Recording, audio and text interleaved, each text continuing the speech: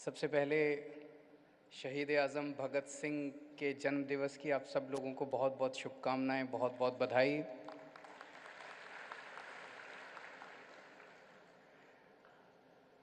आज हम लोगों ने भगत सिंह जी का जन्मदिन अनोखे तरीके से मनाया। दिल्ली के कोने कोने के अंदर ब्लड डोनेशन कैंप ऑर्गेनाइज़ किए गए। आज पहली बार किए।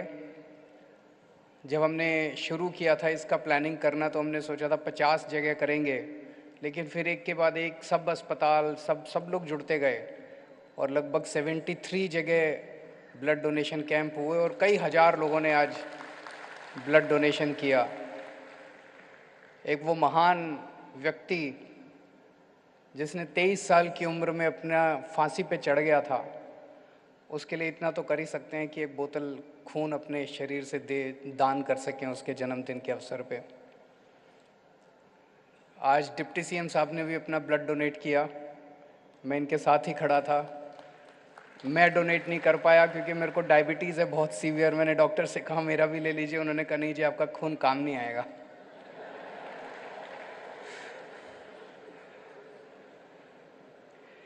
एक साल पहले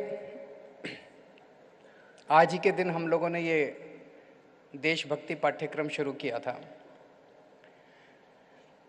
इसके पीछे कई साल से हमारे दिमाग में आइडिया चल रहा था, एक भाव था कि स्कूलों में फिजिक्स पढ़ाते हैं, केमिस्ट्री पढ़ाते हैं, बायोलॉजी पढ़ाते हैं, सब कुछ पढ़ाते हैं, लेकिन देश के बारे में वैसे तो भूगोल पढ़ाते हैं, नक्शा पढ़ाते हैं, लेकिन देश के बारे में जो जज्बा है वो पैदा नहीं करते हम स्कूल के अंदर। आज इतने सालों के बाद मेरे को शायद बायोलॉजी भी याद नहीं है, केमिस्ट्री भी याद नहीं है, फिजिक्स भी याद नहीं है, कोई थ्योरम याद नहीं है, ट्रिग्नोमेट्री याद नहीं है, लेकिन आज जो देशभक्ति क्लासेस के अंदर बच्चों को पढ़ाया जा रहा है वो भाव, वो वाइब्रेशंस जिंदगी भर बच्चों के अंदर रहने वाली हैं। इसीलिए ये मन में भाव था कि ऐसा क्यों है कि हम अपने बच्चों को देशभक्ति नहीं सिखाते। फिर एक भाव आया कि क्या देशभक्ति सिखाई जा सकती है। आप किसी भी एक कंप्लीटली अनपढ़ आदमी को ले लीजिए जो कभी स्कूल गया ही नहीं है, वो भी देशभक्त होता है, उसको तो किसी ने नहीं सिखाया। उसके अंदर भी देशभक्ति होती है, वो भी भारत माँ के लिए कभी भी। तो फिर क्या पढ़ाना है? उसी देशभक्ति के जज्बे को और गहरा करना है, उसी देशभक्ति के जज्बे को एक दिशा देनी है हर बच्चे के अंदर। 3 मकसद हैं हमारे ये देशभक्ति क्लासेस के। सबसे पहला मकसद है उस बच्चे के अंदर हर मोमेंट इंडिया फर्स्ट का भाव होना चाहिए। कई बार हम देखते हैं ऐसे मौके आते हैं कि कोई मुद्दा है, उस पे मेरा सेल्फ इंटरेस्ट है जो कि देश के इंटरेस्ट के साथ कन्फ्लिक्ट कर रहा है। अगर मैं स्वार्थी हूं तो देश का नुकसान हो रहा है, उसमें हमें देश के लिए काम करना है, अपना स्वार्थ छोड़ना है। कई मोमेंट्स आते हैं जब मेरे परिवार का इंटरेस्ट है, मेरे बच्चों का इंटरेस्ट है, मेरे माँ बाप का इंटरेस्ट है, लेकिन वो देश के इंटरेस्ट के साथ कोलाइड कर रहा है, कन्फ्लिक्ट कर रहा है। उसमें हमें अपने देश के लिए काम करना है, अपने परिवार के इंटरेस्ट को साइड बाजू रखना है। तो इंडिया फर्स्ट हर वक्त अपने अंदर, हर बच्चे के अंदर ये भाव पैदा करना है कि कभी भी कुछ भी हो, हमेशा भारत को आगे रखना है, भारत माँ को आगे रखना है, बाकी सारे इंटरेस्ट्स सेकेंडरी होने चाहिए। दूसरा उद्देश्य है, अभी वो एक बच्ची ने 100 नाम गिनने शुरू किए, वही मकसद था हम लोगों का।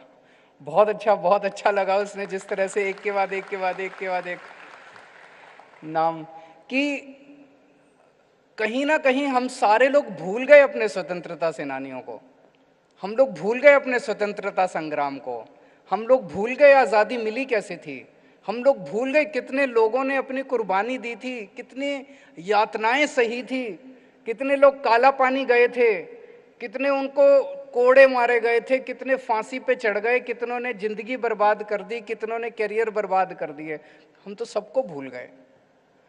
उनको याद दिलाना और उनको लगातार याद रहे उनके दिमाग के अंदर, ये एक दूसरा मकसद है कि हमें स्वतंत्रता कैसे मिली, हमारे स्वतंत्रता सेनानियों ने कितनी बड़ी बड़ी कुर्बानियां दी, ये हर एक बच्चे के जहन में रहे और लिविंग वो एक एक्सपीरियंस हो कि वो लगातार उनके बारे में सोचता रहे।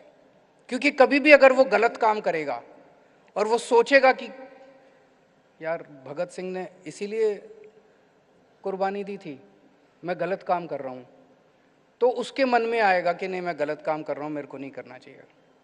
और तीसरा उद्देश्य हमारा देशभक्ति क्लासेस का है, जो मुझे बहुत अच्छा लगा, अभी सबकी बातों में निकल के आया, कि अपनी सिविक रिस्पॉन्सिबिलिटीज को समझना।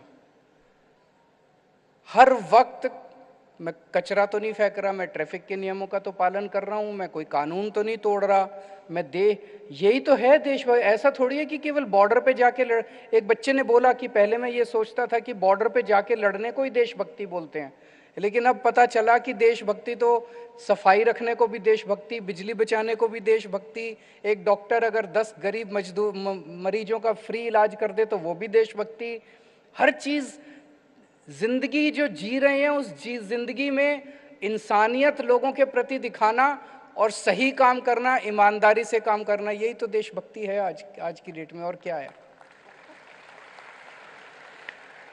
अभी जैसे रीटा मैडम ने बोला कि हम कोई रटा नहीं रहे बच्चों को, कोई कोर्स नहीं है कि भाई ये किताब है, अब ये सारे रट लो, अब रट के आके एक पेपर होगा और पेपर में इसका देशभक्ति में इसके 77% नंबर आ गए और इसके 67% नंबर आ गए और इसका ग्रेड ए आ गया, और इसे वो नहीं है।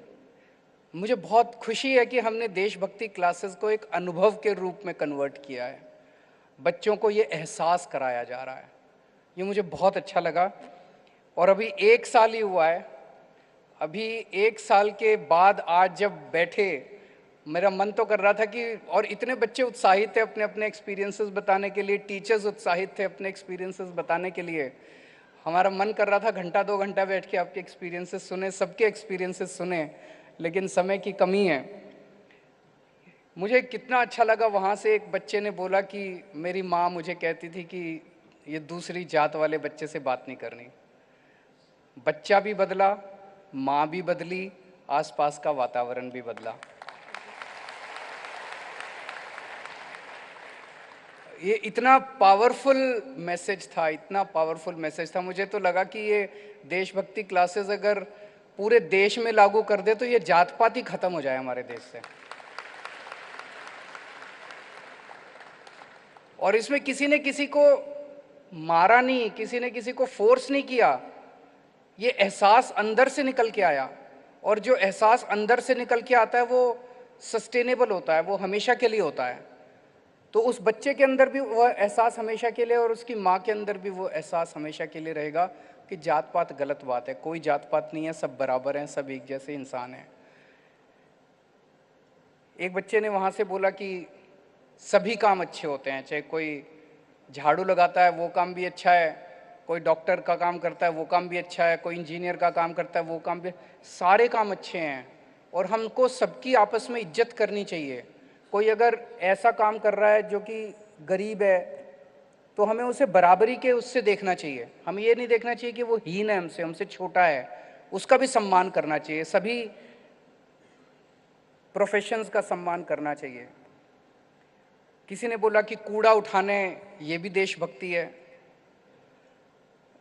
एक बच्चे ने बोला कि आज मुझे ये प्राउड होता है कि मैं देशभक्त हूं।